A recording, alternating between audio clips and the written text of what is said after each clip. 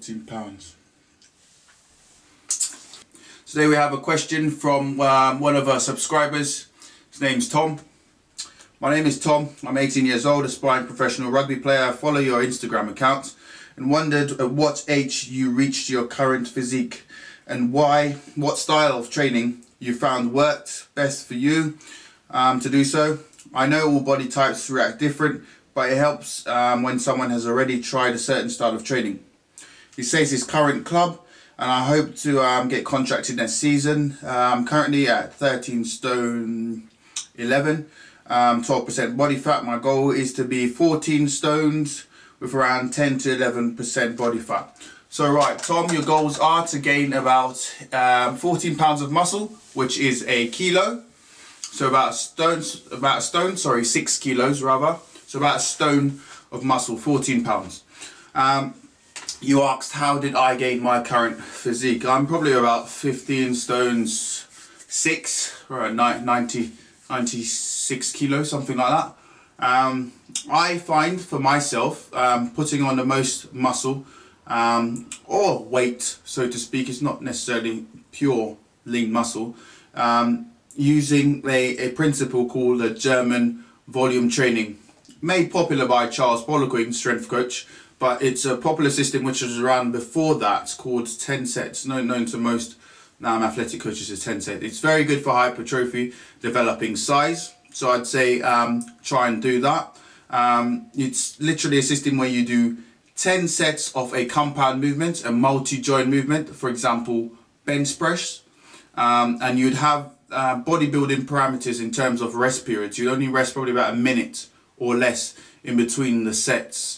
Also, you have to make sure you're remaining as anabolic as you can throughout gaining this muscle, preferably doing this in the off season, not when you're playing rugby.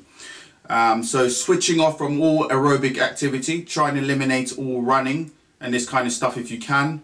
Do sprints in order to maintain good lactate threshold. That's good fitness level. Still maintain that with sprints and do that for as minimum time as possible.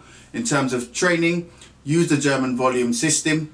If you need to repeat the set using another exercise, for example, if you've done flat bench, you could then go to doing incline, for example, because sometimes some people will get fatigued after doing a bit more.